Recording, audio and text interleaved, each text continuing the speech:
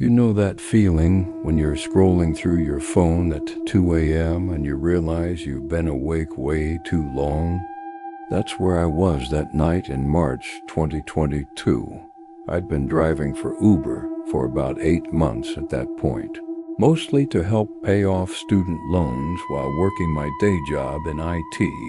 The late night shifts paid better, and honestly, I'm kind of a night owl anyway, so it worked out. It was a Tuesday, which meant things were usually pretty quiet.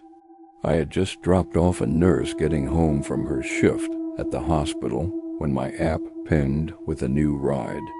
The pickup was at a 24-hour diner about 10 minutes away, and the passenger's name was Michelle. Nothing unusual about that. I pulled into the diner parking lot and saw a woman standing under the neon sign out front. She was maybe in her early 30s, wearing jeans and a light jacket, holding her phone. When I stopped, she looked up and walked over to the car. I rolled down my window and said, "Michelle?" She nodded and got in the back seat. The drop-off location was in a neighborhood I'd been to a few times before, about 15 minutes away. Quiet residential area with decent-sized houses and old trees lining the streets. She didn't say much at first, just a quick thanks when she got in. Some passengers are chatty, some aren't. I've learned not to force conversation. About 5 minutes into the drive, she leaned forward slightly and said, "Actually, can you take me somewhere else instead?" I told her she could change the destination in the app. She paused, then said, "I don't know the exact address. Can I just direct you?" That wasn't ideal, but it happened sometimes. I said sure and asked where we were heading. She gave me directions turn by turn. Left here, right at the next light, straight for a few blocks. We ended up going in a completely different direction from the original destination. The area we were heading into was more rural, fewer houses, longer driveways, less lighting. After about 20 minutes of driving, she told me to slow down.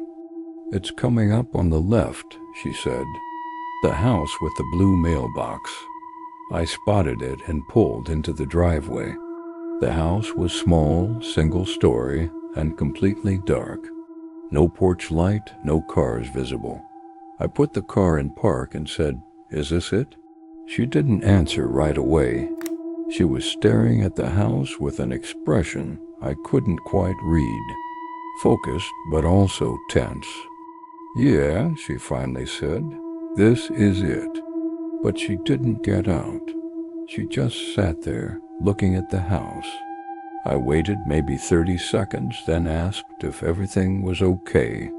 She said, "Do you see anyone inside?" I looked at the house again. All the windows were dark. I told her I didn't see anything. "Good," she said quietly. Then she opened the door and stepped out, but she didn't close it. She stood there for a moment, still staring at the house, then turned back to me and said, "Wait here for a minute." I didn't like that. I told her I couldn't really do that unless she kept the ride going, and even then, I had other requests coming in. She said, "Please, just 1 minute. I need to make sure." "Make sure of what?" I wanted to ask, but something in her tone made me stop.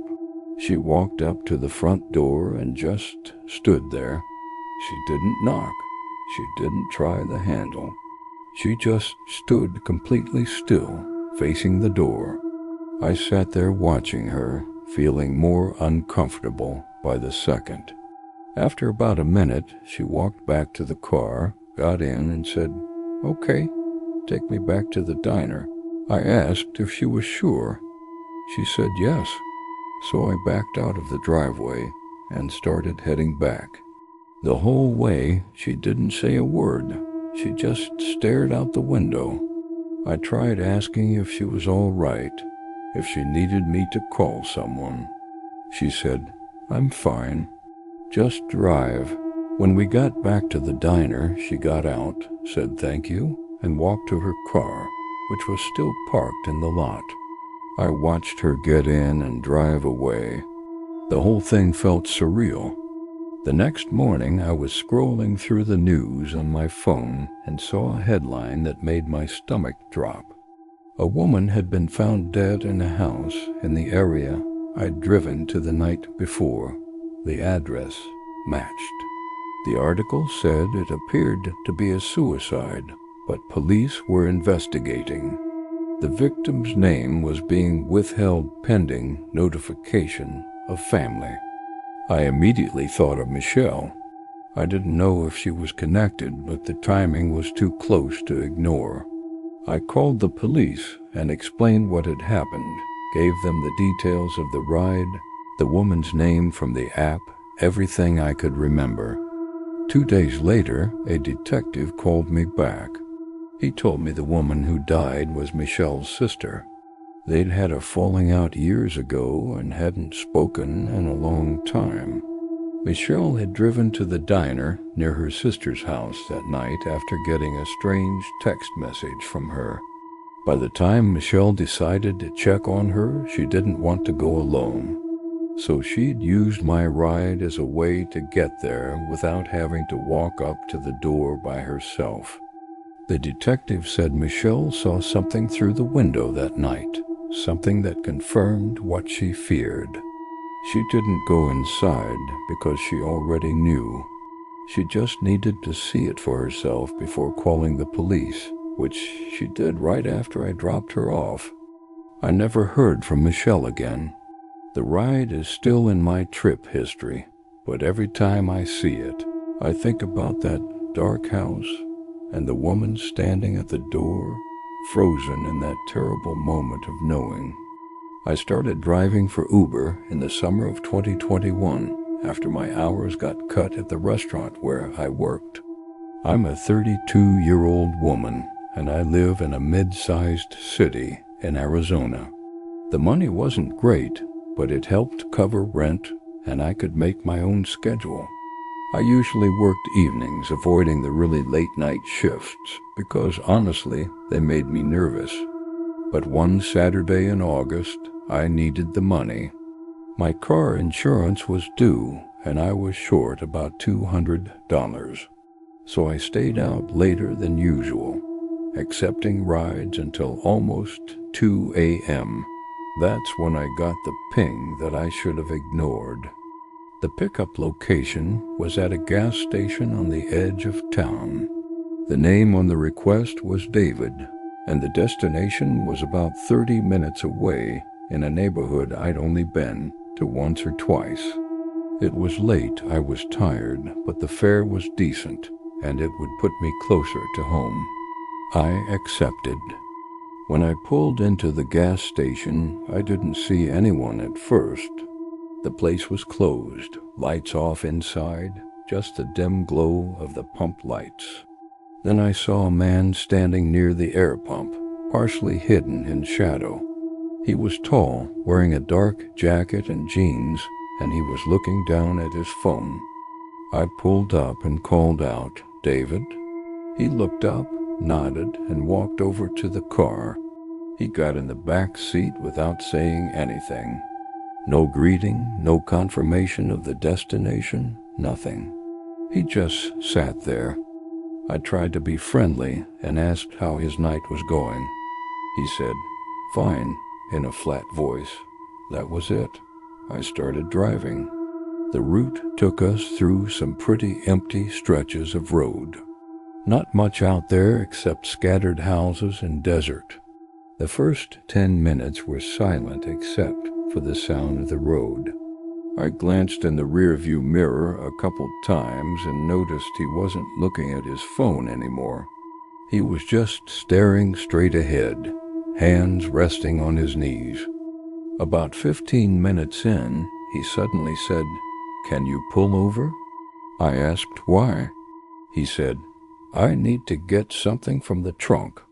I told him I didn't have anything in the trunk. It was empty. He said, "I know. I need to put something in it." That didn't make any sense. I said, "What do you need to put in my trunk?" He didn't answer. He just repeated, "Pull over." My heart started racing. I told him I couldn't do that, and if he needed to stop, I could drop him off at the destination, and he could request another ride. He leaned forward and said, "I said pull over." I kept driving, but my hands were shaking. I could see a gas station ahead with lights on, and I started heading toward it. He noticed and said, "Where are you going?" I told him I needed gas. He said, "No, you don't." I pulled into the gas station anyway and stopped under the lights near the entrance. There was one other car there and a clerk visible inside through the window. I unlocked the doors and said, "You need to get out." He didn't move at first. Then he leaned back, stared at me in the mirror, and said, "You're making a mistake." Then he opened the door and got out. But instead of walking away, he stood there, right outside my car, staring at me through the window. I locked the doors and pulled away, watching him in the mirror. He didn't move. He just stood there under the lights, watching me leave. My hands were shaking so badly I could barely hold the steering wheel. I drove straight home and reported the ride to Uber immediately. They sent me an automated response saying they'd look into it. I also called the police and filed a report, giving them his name from the app and a description. 3 days later, I got a call from a detective. He asked me to describe what happened in detail.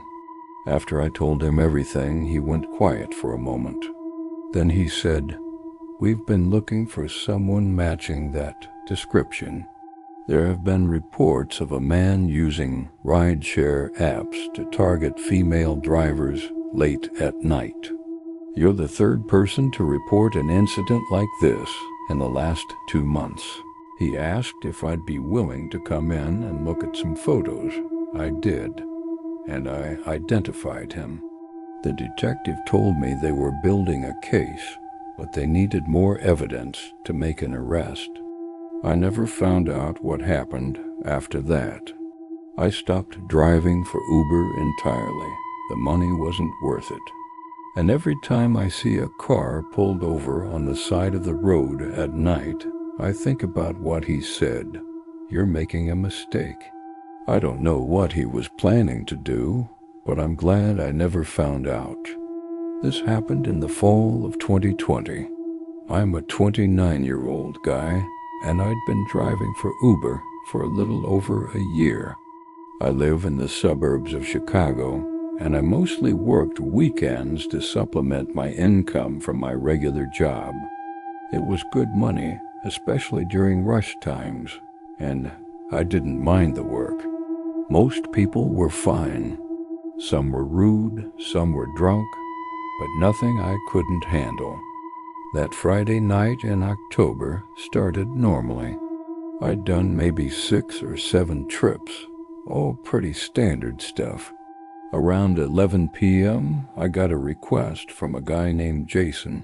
The pickup was at a bar in a busy part of town, and the drop-off was about 20 minutes away. Easy enough. I pulled up outside the bar, and I saw a man standing on the curb. He looked to be in his mid-30s, wearing a button-up shirt and jeans, holding a phone. I rolled down the window and said, "Jason?" He nodded, opened the back door, and got in behind the passenger seat. He seemed fine at first, a little quiet, but not unusual for someone who'd been drinking. I asked if the destination looked right, and he said yes. We started driving. About 5 minutes in, I noticed something in the rearview mirror that made me uneasy. He was leaning forward slightly, looking not at his phone, but at the back of my seat, like he was examining it. I asked if everything was okay. He said, "Yeah, just thinking." "Thinking about what?" I didn't ask. I kept driving. We were on a highway now, moving through a less populated stretch. The traffic was light. That's when he said, "Do you ever pick up the same person twice?" I said, "Sometimes, yeah. Not often, though." "Why?" He said, "Just wondering if you'd remember me." That was a weird thing to say. I glanced at him in the mirror and said, "Should I?" He didn't answer. He just smiled slightly and looked out the window. We were getting close to the destination when he said, "Actually, can you keep going? I'll pay cash." I told him that wasn't how it worked. He needed to update the destination in the app or request a new ride. He said, "Come on, man, I'll give you $50. Just keep driving." I said no. He leaned forward and said, 100. I told him again, no. I was taking him to the address in the app, and that was it. He sat back and didn't say anything for a minute. Then he said, "Fine, but you're going to regret that." I didn't respond. I just focused on getting to the destination as fast as I could. When we pulled up to the house, which was a normal-looking suburban home with lights on inside, he didn't get out right away. He sat there for a few seconds, then said, "I know where you live." I froze. I said, "Excuse me?" He said it again. "I know where you live." Then he opened the door, got out, and walked toward the house. I sat there for a second, trying to process what he'd just said. Then I locked the doors and drove away. I went straight home, checking my mirrors the whole way. When I got there, I parked in my garage and sat in the car for a few minutes, still shaken. The next day, I reported it to Uber and filed a police report. The police took my statement, but said there wasn't much they could do unless he actually did something. Uber sent me a generic response and deactivated his account, or so they said. 2 weeks later, I was leaving my apartment to go to work when I noticed something on my windshield. It was a folded piece of paper. I opened it, and written in pen were 3 words, "I told you." I called the police again. They came out, took the note, and said they'd increase patrols in my area. But nothing ever came of it. I never saw Jason again. I never got another note. But I stopped driving for Uber after that, and I moved to a new apartment 3 months later. I still don't know what he meant. I don't know if he was just trying to scare me or if he actually had been planning something. But I do know this. I got lucky, and I'm never putting myself in that position again.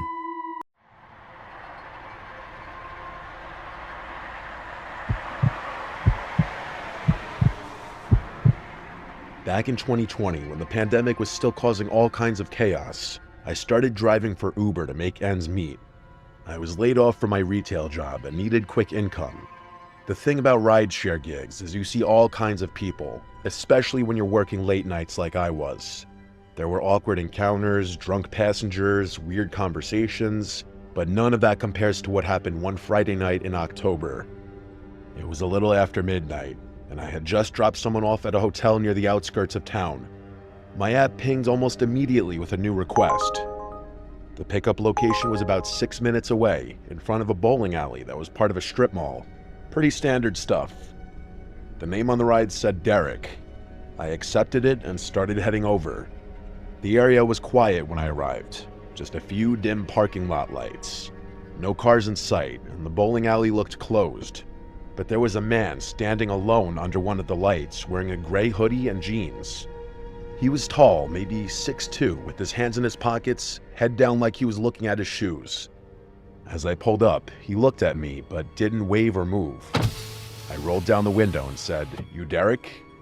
He nodded slowly, walked over, and got into the back seat behind me. I started the trip and asked him if the destination in the app was correct, an address about 20 minutes away in a residential neighborhood I'd never been to. He said, "Yeah, that's right," in a quiet, calm voice. I remember thinking he sounded a little off. Not drunk or high, just sort of flat, emotionless. But I didn't think too hard about it at the time. I started driving, and he didn't say anything for the next 5 or 6 minutes. I glanced at him in the rearview mirror now and then, and every time I looked, he was staring straight ahead. Not out the window or at his phone, just at the back of my head.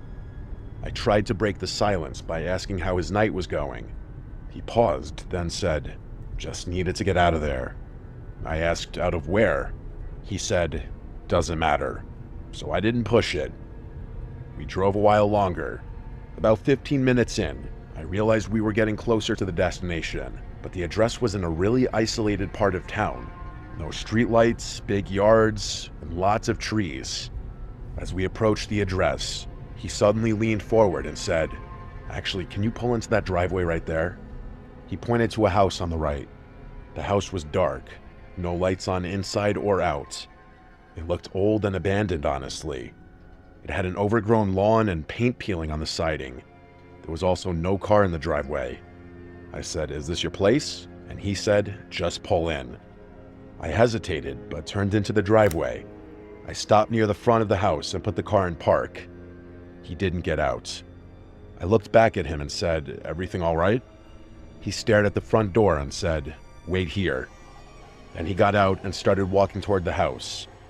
He didn't go to the front door. He walked around the side of the building and disappeared from view.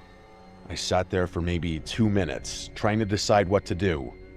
The ride was technically still going. I didn't want to drive off and get penalized, but I also felt like something wasn't right. My gut told me this guy wasn't just heading inside to grab something. Finally, I ended the trip manually. I marked it as complete and started to back out of the driveway, but before I could shift into reverse, I saw him walking back toward the car, fast. His hands were empty, and he had this strange look on his face, like he was angry or excited. I unlocked the doors because I didn't want to make it a confrontation, but something in me was screaming not to let him back in. He opened the rear door, got in, and said, "Take me to the other place." I asked, "What other place?" He said, "Just drive, I'll tell you." I said, "You need to put it in the app." He didn't answer. He just stared at me in the mirror. I said again, "I can't take you anywhere unless you put it in the app." He didn't say a word. After a few seconds, he told me to drive to where I picked him up. I didn't want to argue anymore, so I started heading back toward the strip mall. The whole way there, I felt this pressure in the car. He wasn't talking, but I could feel him watching me. The hairs on my arms were standing up. He was still staring at the back of my head. At one point, I tried to lighten the mood. I said, "Rough night?" He replied, "You could say that." I asked if everything's all right, and he said, "Not yet." I didn't ask any more questions. When we got back to the strip mall, I parked under the same light where I picked him up, but before I could say anything, he leaned forward and asked, "You ever wonder how you're gonna die?" I froze. I laughed awkwardly and said, "Not really something I think about." He didn't laugh. He just leaned back in his seat, and after a few seconds, he said, "I think about it all the time." Then he opened the door and got out without another word.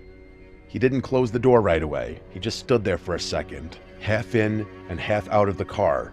Then he looked at me and said, "You picked the wrong guy up tonight." He shut the door and walked off into the darkness behind the bowling alley. I sat there for a minute, too shaken to move.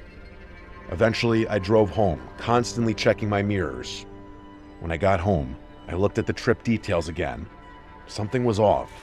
The name had changed. It no longer said Derek. It was blank.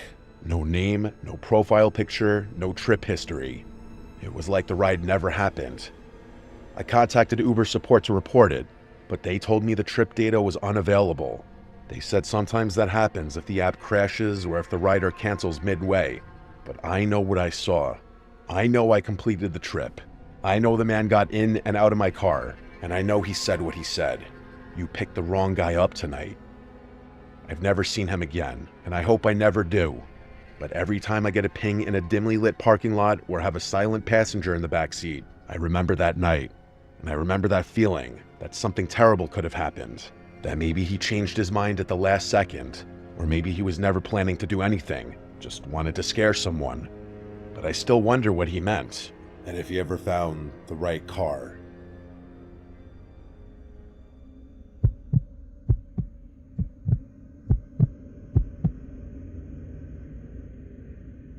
This happened in 2021 when I was driving for Uber full-time. I live in a city that gets a lot of tourists, especially in the summer, so rideshare gigs can be decent money if you're consistent. I worked mostly nights, partly because I'm a night owl, and partly because it's less traffic and better tips from drunk passengers coming back from bars. The night this happened, it was around 1:30 in the morning, a pretty normal Saturday night crowd. I had just dropped off a group of college kids who wouldn't stop yelling in the back of my car, so I was glad to get a request that looked quieter. The name said Chris, and the pickup location was a small side street just off downtown. The weird thing was, the pin was in kind of an odd area, not near any bars or apartments, more like near the back lot of an old strip mall.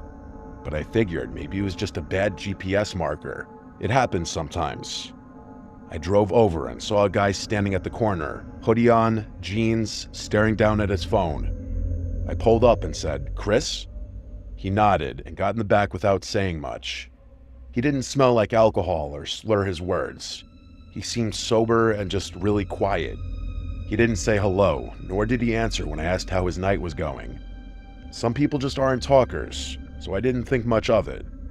I started the ride, and the drop-off was on the opposite side of town, 25 minutes away, in a suburban neighborhood I'd been to maybe once or twice before. The thing was, it was dark out there, like no streetlights in some areas. Pretty isolated. I noticed about 5 minutes into the trip that Chris had his phone out, but he wasn't texting or calling anyone. He was holding it flat in his lap with the flashlight on, just shining the beam upward, slightly toward my seat. I asked him kind of half joking, "Everything all right back there?" He just mumbled, "Yeah," and then turned the flashlight off. The next 20 minutes were dead silent, just the hum of the engine and a weird tension building in the car. I don't know how to describe it. Something just felt off about this guy. Not threatening, but definitely unsettled, like he wasn't really there. We got to the neighborhood, and I followed the GPS to the house. But as we pulled up, I noticed it was totally dark. No porch light, no inside lights, nothing. I asked, "This the right place?" Chris didn't answer. He just sat there. I turned around and looked at him. I repeated myself a little louder, saying, "Hey, is this it?" He stared past me out the window. I repeated myself one more time, and finally he nodded. So I put the car in park and said, "Have a good night." He didn't move. He just sat there. So I asked again, "Are you good?" He finally reached for the handle and stepped out, but he didn't close the door. He just stood outside the car with the door open, facing the house. I sat there waiting. A few seconds passed, then 20, and then a full minute. I was just about to say something when he suddenly turned around, looked at me through the open door and said, "I need to go back." I blinked and said, "Back where?" He said, "Where you picked me up." His tone was flat with no emotion. I didn't know what to say. That was a 25-minute drive, and it wasn't like I could just reverse the trip. I told him he'd have to request a new ride, but he just stared at me. He begged me, saying, "Please, I need to go back." I told him again, "You need to request it through the app." That's when he said something that sent chills up my spine. He said, "I can't. They're not gone yet." My only response could be, "Who's not gone?" He didn't answer. He just stood there, still holding the door open, and I noticed he was breathing heavily. At that point, I started getting seriously uncomfortable. I said, "Look, I can't just start a new ride unless you request it." He stared for another second, then slowly backed away and closed the door. He walked toward the house, even though it was pitch black and looked empty. I waited until he got to the porch before I pulled off. The moment I turned the corner, I ended the trip in the app and started heading back toward downtown. A couple blocks down, I stopped at a 24-hour gas station to use the bathroom and get a drink. I parked at the side of the building, went inside, and came back out maybe 4 minutes later. And when I got back to my car, I felt like my brain short-circuited. Chris was sitting in the back seat, same hoodie and same expression. I thought I had locked the doors before going inside. but somehow he was in the back of the car. I opened the driver's side door and stepped back in slowly, keeping my eye on him through the mirror. "How did you get back in?" I asked. He just said, "Take me back." I said, "I'm calling the cops," and reached for my phone. That's when he leaned forward, close enough for me to hear his breath, and said, "They're still in the house."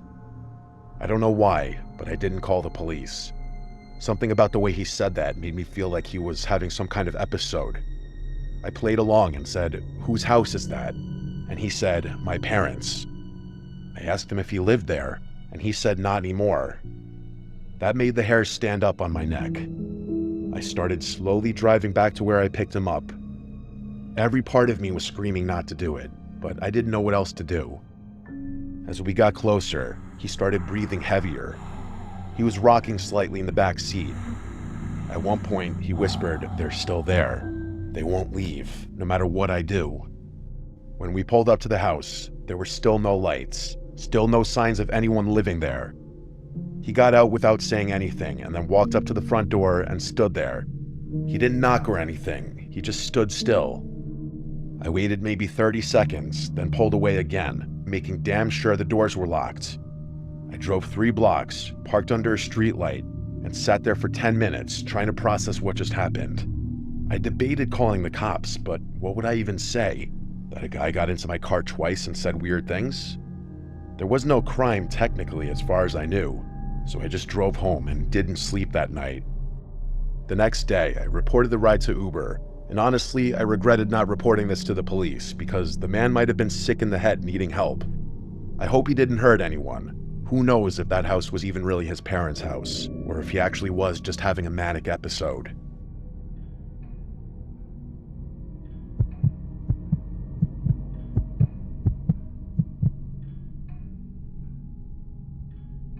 I'm an 18-year-old girl that lives alone in my apartment with my dog. I live about 8 miles out of town, so getting food delivered can be a hassle sometimes. I never thought anything of Uber Eats being bad. You may hear some stories, but never think they will happen to you. At least that's what I thought. It was Friday evening. I was cleaning my apartment, getting ready for my boyfriend to come over. We're long distance, so I only get to see him on weekends, so I usually try to get it cleaned up before he arrives on Saturday. I had been cleaning for about 2 hours, and it was past 6 p.m., so I was feeling hungry. I didn't want to dirty any dishes, as I just cleaned them all and cleaned the kitchen. I decided to order food so I wouldn't have to make a mess. I ordered my food and got the notification that my driver was on his way and driving a white Honda Fit Sport. I'm a young girl living on my own, so I have my delivery instructions set to leave my order at my door for contactless delivery. I was sitting in my living room watching TV when I got the notification that my food was delivered. As soon as I got that notification, I jumped up, eager to get my food. I was starving. When I opened the door to grab my food, it wasn't there, so I thought maybe he set it at the wrong door. But looking down at all the doors, none of them had the food at them. So I went back in and was gonna message him when I heard a knock at my door. It was my next door neighbor. He was holding my food. He said, "Hey, sorry, I picked up your food from your delivery driver because he was looking through your windows and I wasn't sure what he was doing." I took the food and thanked him, wondering what the hell just happened. I went back in, ate my food, and enjoyed a movie when I started to get ready for bed. I took a shower, then went to turn off my TV and make sure all my doors were locked before going to bed. I laid down in bed, called my boyfriend, and eventually ended up falling asleep. I woke up a few times during the night to my dog growling at the window or the back door. My dog isn't a huge, scary dog. He's a small 5-pound Morkie, but it's still pretty scary when he growls at something and catches you off guard. I finally got him to calm down and go back to sleep. It wasn't even 15 minutes later that I woke up to banging on my window. My dog started going crazy, barking, growling, and even whimpering. I couldn't move in my bed. I took the bed sheets and pulled them over my head, just leaving enough to not cover my eyes so I could see the window. I called the police and whispered into the phone quietly. I explained to the operator that someone is in my backyard and my window doesn't lock so it can easily be lifted up. She told me to go to a different room and police would be at my apartment shortly. I ran to my kitchen and grabbed a knife, just waiting to see blue and red lights or hear sirens. It felt like forever. I looked out the window of my kitchen and never expected to see what I saw. the Uber driver's car that delivered my food. His car was sitting across the street from my apartment. When you open the door to my apartment, there's a large open field to the left that's used for parking trailers and letting dogs play. He was parked there, but I didn't see anyone in the car. I put two and two together and thought to myself, he's in my backyard. The police finally arrived. I could barely even speak. I was shaking and crying. I explained to one officer what happened, while the other went to check out my backyard, which is where my bedroom window is. Another officer who arrived went to check his car because it was still in the field, but he wasn't in his car. The two officers came back and started talking with the officer I was speaking to, telling her there's footprints in my backyard, which it had just rained the night before, so it was very muddy outside. I started panicking once I heard that, not just because that's not what you want to hear, but also because where was this guy if he didn't come back arrested with the cops and wasn't in his car? My neighbor came outside to see what was going on. The officers explained to him what was happening. Then he spoke about how he picked up my food for me earlier that day. The neighbor invited me to sleep over at his apartment for the night if it made me feel any better. Oddly, I passed on the offer, and when all the cops left, I went back into my apartment. Thinking it was all over, I took a few hours to get comfortable enough to fall asleep. But at 2 a.m., I woke up to banging on my front door and heard police. There's no way this is happening right now, I thought to myself. I got up and went to my front door, scared to open it. It was the woman I spoke to earlier. She explained they stayed at my apartment, hidden to watch for that guy in case he showed back up, and he did. They caught him walking up to my front door, thinking he was going to try to find a way in. My heart fell to my stomach when I heard her say that. She then explained he was arrested, and I don't have to worry about him anymore. I thanked her and went back to try and sleep. Unfortunately, I couldn't fall asleep this time. I also don't use Uber Eats anymore when I'm home alone.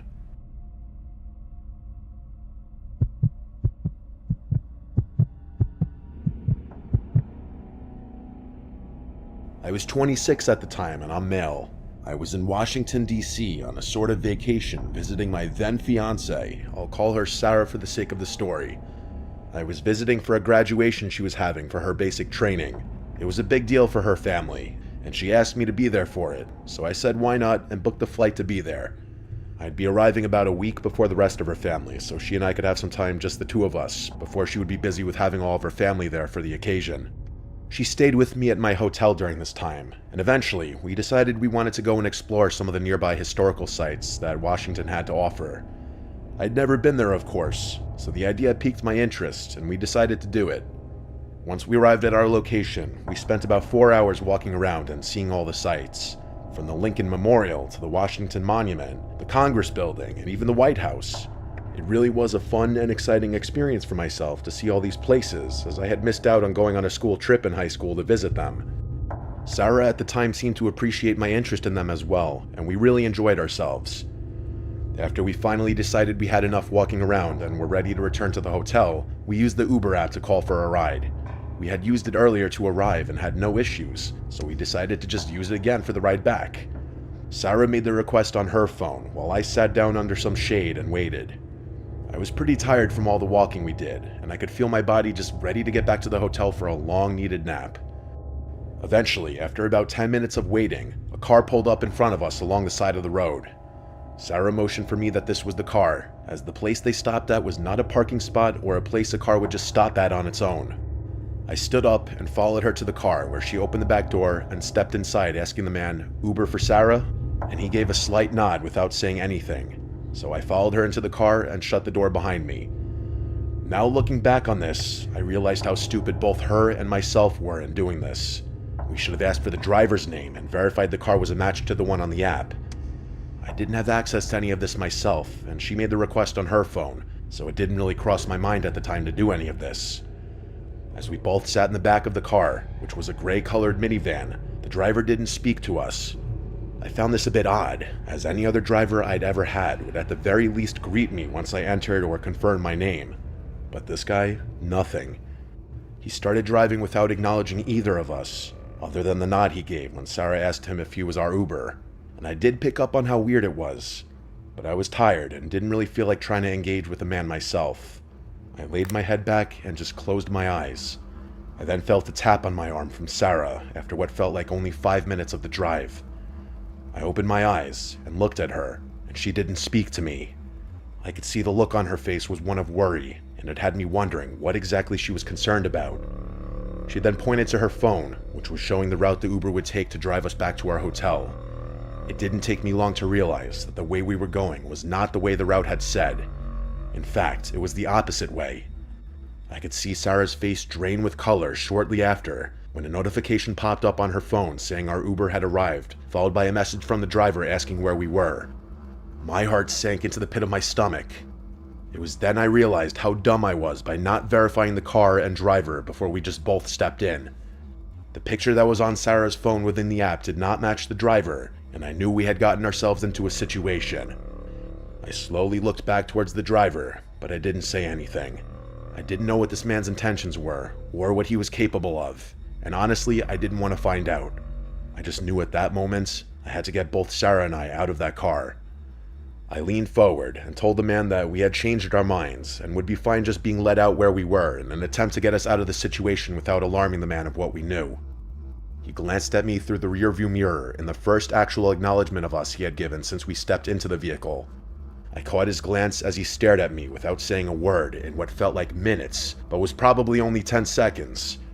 He didn't stop the car though. He didn't even say a word in response to me, and just kept driving the car as if nothing had been said. My patience had run out, and I knew whatever this man had in store for us wasn't good. I then did the only thing I could think of at that moment, and reached into my pocket, pulling out my pocket knife. I flipped the blade out, and without wasting another second, I told the driver, "I know you're not our Uber driver. I don't know what your plan is here, or what you think you're about to do to us, but I have a knife, and if you don't pull this car over right now, I have no problem using it." The driver's eyes quickly looked at me again within the rearview mirror, and I knew he could see the knife gripped tightly in my hand. He quickly pulled the van over, and I heard the doors unlock. Sarah and I wasted no time in getting out of that car as fast as we could. The moment we were both out, the man sped off. We quickly took a moment to gather ourselves as Sarah was having a panic attack, and I myself was still wrapping my head around what the hell just happened. Sarah quickly pulled out her phone and responded to our actual Uber driver, and informed him of our location and asked if he could come pick us up. The actual driver arrived within a few minutes, and this time we made sure it was the right one.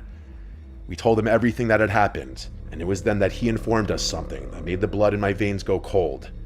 He told us there had been multiple instances recently where people were posing as Uber drivers in the area, as it was an easy way to find many tourists and people not from the area that wouldn't think twice about just getting into a car thinking it was a Lyft or Uber. Apparently, many people had gone missing, and they could only assume the worst. He told us both we were lucky we noticed when we did, and hadn't gotten further away from where we had been picked up, which was probably the only reason the man let us go, and of course the fact that I was armed. We made it back to the hotel without issue, and we quickly reported it to the police. We gave the best description of the man and the car that we both could, and the police told us they'd call us with any information they could find. We never heard back from them, so I assume the man was never caught or found, and that worries me that he could still be out there doing this to others.